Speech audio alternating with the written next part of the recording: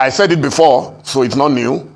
If I had the power, I would have fired Wike long ago. There is nothing to it for me. But the PDP leadership must have their reason for keeping him to continue to trouble the party. Anyone who knows Wike very well knows that he wants to eat his cake and have it at the same time.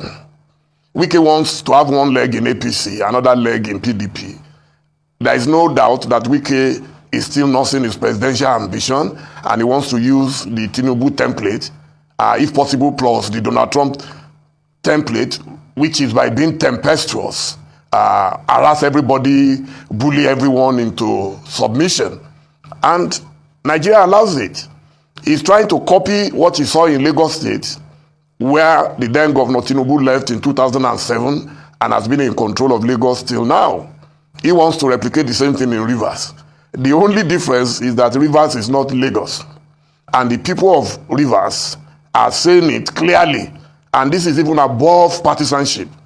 APC, PDP, everyone, Labour Party, everyone in Rivers right now wants only one thing: to rescue their state from a charging bull, a man who feels that is the sole owner of Rivers State, not just PDP. Wike believes that no other person should have a say about what happens in Rivers. And I'm a student of history. I know that when a man, whether you are a tyrant, dictator, or whatever nomenclature you want to use, gets to that level, people are going to resist you. The day you call a man a slave, the man will react. And that is what I think Wike and Fubara, the governor of Rivers, has done. Anyone who knows this man will know that he is the most perfect gentleman you would ever know. I used to do a few media things with Wike, and I have seen Wike and Fubara at work. Very diligent, very respectful, very obedient. So it is surprising that within 6 months, the house seems to have collapsed on both Wike and Fubara. And when you talk about intervention from the presidency, yes, it is the right of every president to maintain peace, law, and order. But what I did not see in President Tinubu a few days ago was a fair-minded intervention. The intervention should have been for him to call Wike to order. There was no crisis in Rivers. Only one man is giving problems in Rivers, and that's Wike. Because Wike wants to be the maximum authority in Rivers. So I expected the president to call him, say, Oga, you were governor for 8 years. Now I've given you another sumptuous meal in Abuja. So why don't you just settle in Abuja and let the Rivers people take care of themselves? That is what I would expect ordinarily. But what did we see? They continue to pander to Wike as if he is the almighty God in Nigeria, just because he supported APC in the last election. Right. Well, look, can I just come in there? It's very interesting, the very comprehensive analysis that you've given there. In your, I think it was your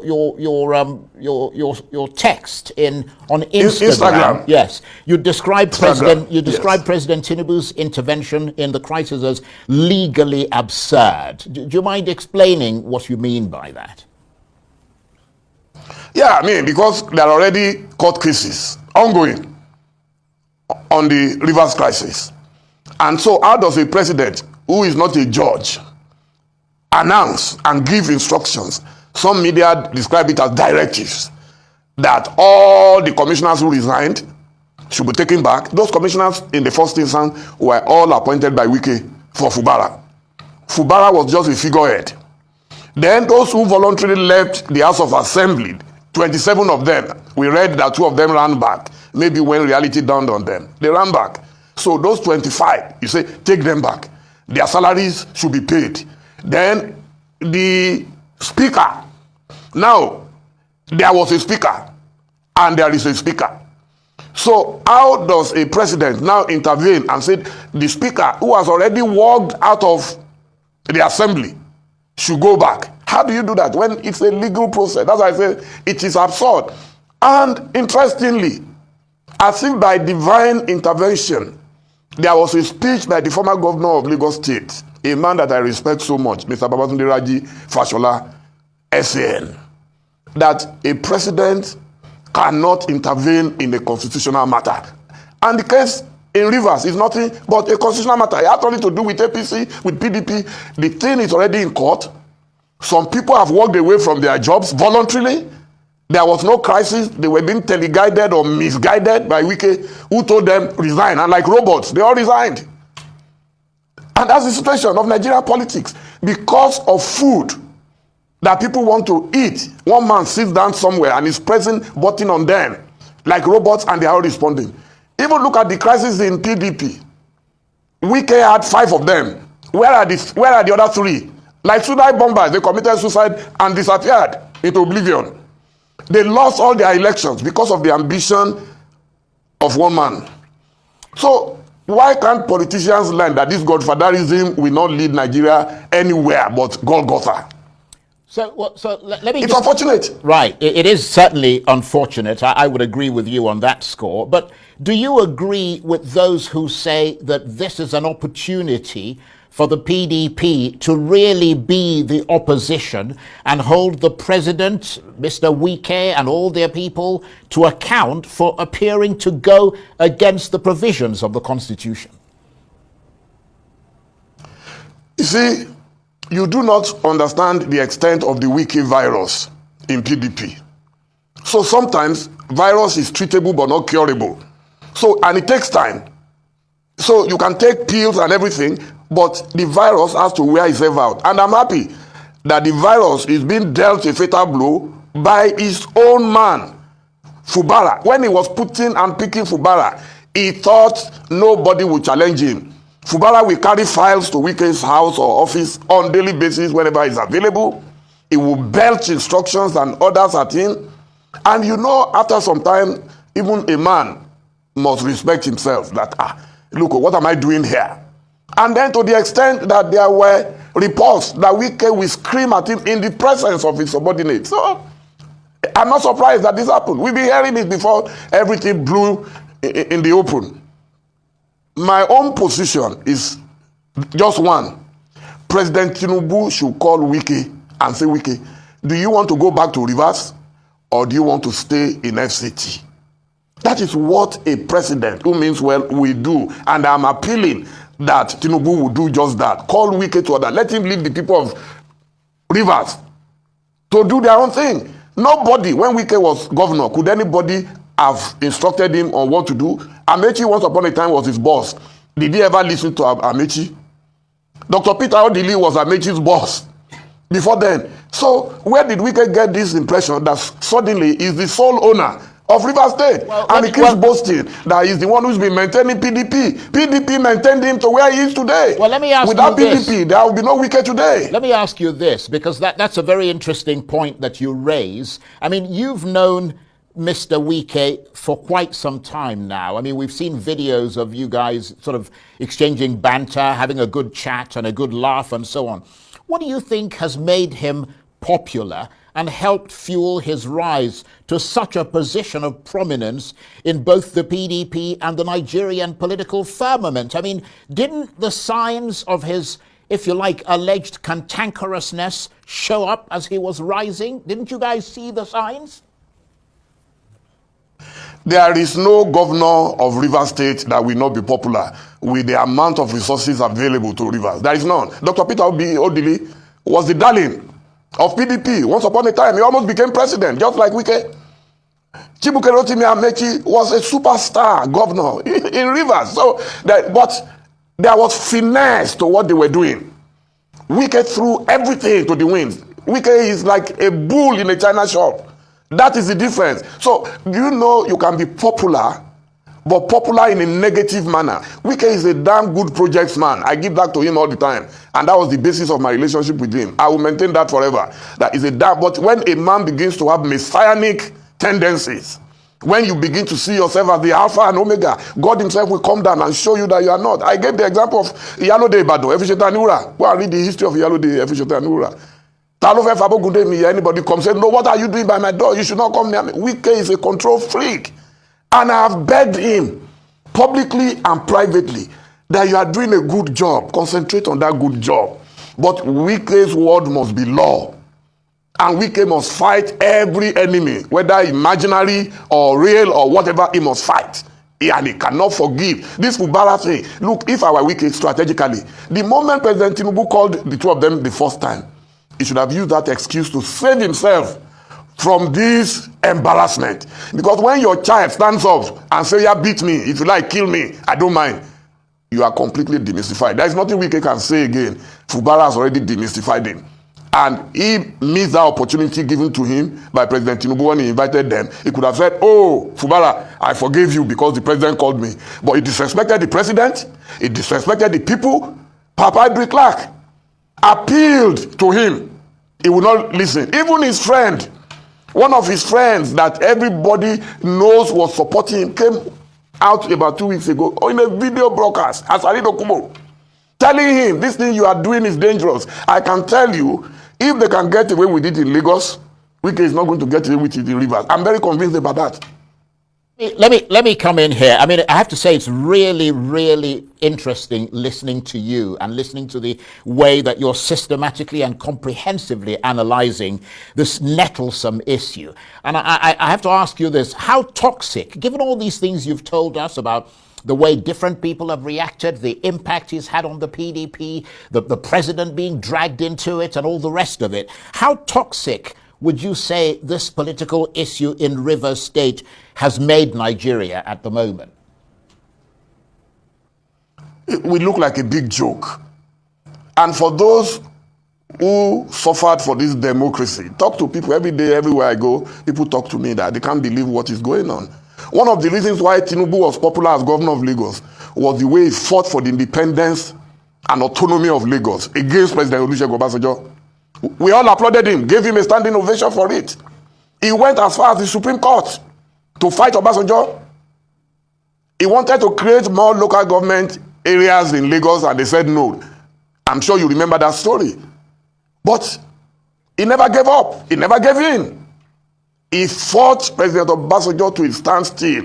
And that was when everybody said, yes, this man is a political genius. How can the same man today meander his way into power and then be acting contrary to what he couldn't take at that time? He couldn't take it. So if he's watching me, I'm advising him that, look, President Tinubu, do unto others what we have them do unto you. Wike will never allow anybody to dictate to him. So why does he think that Fubara is his houseboy? And the people of the Rivers are even saying no. Even if Fubara is your house help, that is your business. But the moment this man is governor, he must operate and serve us appropriately.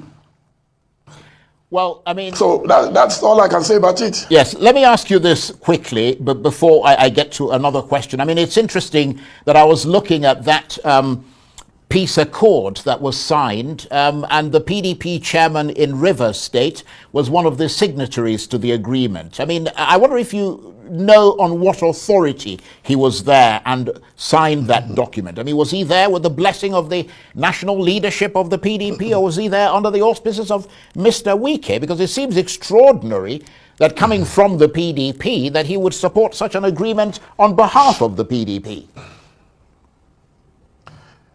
Let me tell you, the president of Nigeria is probably the most powerful president on planet Earth. He can turn a man into a woman and a woman into a man. To quote Chief Alex Akinyele of blessed memory, I once interviewed him, and that was his description of the Nigerian president. Anyone will be intimidated going into the villa. It's natural. There are not many people.